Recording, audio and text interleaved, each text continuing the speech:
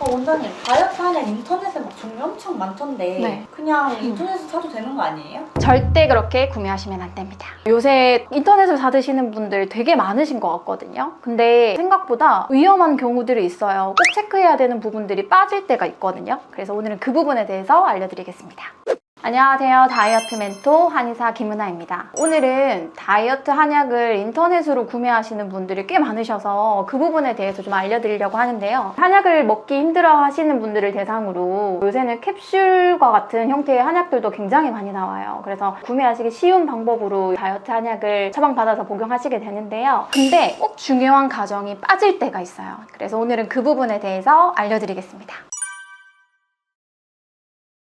다이어트 한약이랑 환약은 비슷한 것 같은데 실제로는 조금 달라요. 이 다이어트 한약은, 즉 탕약은 환자분들의 몸에 맞는 1:1 맞춤 이제 약재들로 조제를 해서 달여서 드리는 약이 다이어트 탕약이고요. 한약이나 이제 캡슐은 일반적인 사람들을 기준으로 미리 약을 조제를 했다가 내원하셨을 때 처방을 해드린다. 이런 차이가 조금 있습니다. 근데 그냥 몸에 좋은 거 다 넣고 끓이면 좋은 거 아닌가요? 환자분들이 이왕 다릴 거면 비싼 약재를 좀 많이 넣어달라고 그 얘기를 진짜 많이 하시는데 비싼 약재를 많이 넣는다고 진짜 좋지 않거든요. 다이어트 한약을 처방할 때 이제 많이 들어가는 약재들이 있는데 아무렇게나 막 넣는다고 환자분들이 다 살이 빠지진 않거든요. 100명이 오면 100명이 몸이 다 다르기 때문에 본인한테 잘 맞는 약재들이 적정한 용량으로 들어가는 게 되게 중요한 것 같아요. 일반적으로 환자분들이 오시면 환자분들이 약을 받으시기까지 한 3가지 과정을 거치게 되는데요. 첫 번째는 진단의 과정이 꼭 필요합니다. 환자분들이 처음 내원하셨을 때 몇 가지 설문지를 하고요. 맥파와 뇌파 같은 검사들을 하기도 하고 그 다음에 간 수치 검사를 하기도 하고요. 그 다음 제일 중요한 체성분 분석기를 통해서 인바디 측정을 하기도 합니다. 이런 부분들을 바탕으로 그분의 몸 상태를 진단을 하게 되죠. 그런 다음에 환자분들이 이제 몸을 체크하기 위해서 맥진이나 복진, 설진과 같은 과정들을 거치게 돼요. 이거는 이제 내원하셨을 때만 제가 진행해 드릴 수 있는 부분이라서 아무래도 이제 내원하셨을 때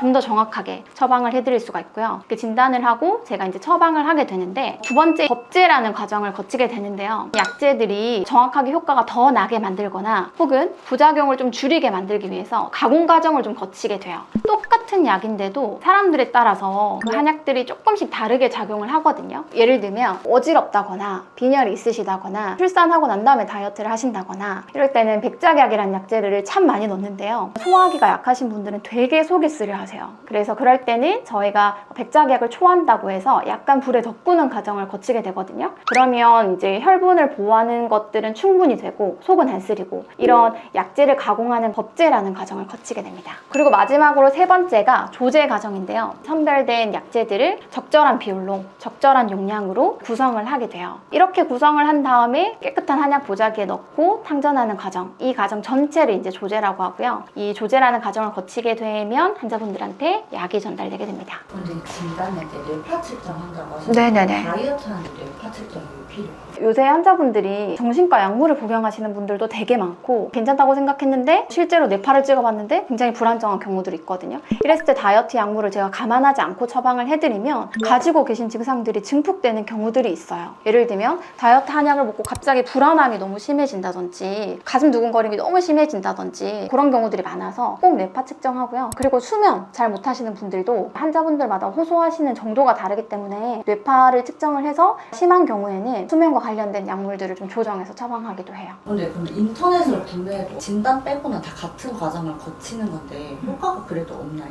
사실 약물에는 몇 가지 종류가 있어요. 한의사 진단을 통해서 처방되는 약물을 이제 전문의약품이 되는 거고요. 그리고 그 밑에가 약국에서 구매하실 수 있는 진단이나 처방 없이도 구매하실 수 있는 약물이 일반의약품이고요. 그리고 그 이외에는 기능식품이나 영양제들이 있겠죠. 사실은 인터넷에서 구매하는 약물들은 약물이 아닐 경우들이 있을 수도 있겠죠. 기능식품이 아닐 수도 있고 영양제가 아닐 수도 있고 그냥 진짜 식품인 경우들도 있겠죠. 근데 이제 환자분들이 이런 것들을 명확하게 막 구분을 해서 구매하시기는 대단히 좀 힘든 것 같아요. 의약품이 아니다라고 판단되는 경우는 내가 원하는 어떤 특정한 효과를 명확하게 내지 못했기 때문이라고 이해하시면 좋거든요. 있거든요. 그래서 다이어트를 목적으로 그런 식품이나 영양제를 복용하실 때는 엄청난 기대를 하시고 복용하시는 거는 조금 무리가 있다고 봐요. 만약에 가격이 너무 저렴해서 그냥 뭐 한번 먹어보지 뭐 라는 생각이시면 그냥 가볍게 드셔보시는 건 괜찮은 것 같고요. 근데 그게 아니고 전혀 부작용이 없었으면 좋겠고 딱 잘 맞았으면 좋겠다 라고 생각하신다면 제가 볼 때 조금 무리가 있는 것 같아요. 최근에 내원하신 환자분 중에 인터넷에서 구매하신 약을 복용을 하시고 몸이 계속 오히려 더 많이 부었던 경우들이 있었거든요. 그래서 사실은 안 드시니만 못했던 경우들이 있거든요. 제가 다이어트 한약 처방을 해드리는데 20일 먹고 붓기 다 빠지셨거든요. 사실 그렇게 보면은 정확하게 나한테 맞는 약을 드시는 게 가성비도 훨씬 좋죠. 그래서 진단이 굉장히 중요합니다.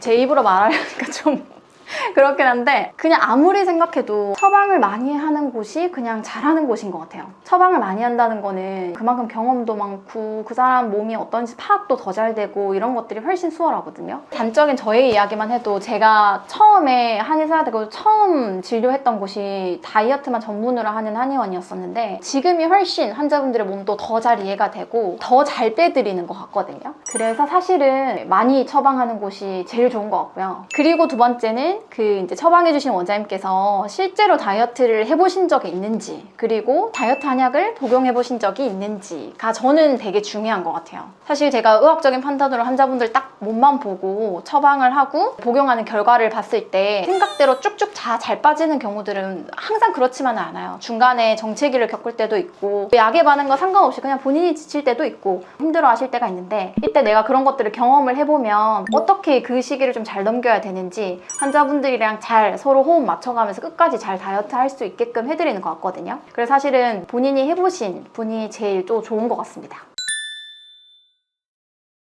오늘은 왜 진단받지 않은 다이어트 한약을 드시면 안 되는지에 대해서 왜 그런 한약은 효과가 없는지에 대해서 알려드렸고요. 주변에서 좋다는 약들, 음식들 되게 많으실 텐데 모든 사람들한테 다 적용되지 않거든요. 그래서 꼭 나한테 잘 맞는 약을 처방받으셔서 한 번에 꼭 성공을 하셨으면 좋겠고요. 이 부분에 대해서 더 궁금하신 부분이 있다면 아래에 블로그 링크를 따라 들어오셔서 읽어보시면 도움이 되시겠습니다. 저는 여러분이 건강하고 안전하고 요요 없는 다이어트를 하셨으면 좋겠습니다. 지금까지 김은아였습니다. 감사합니다.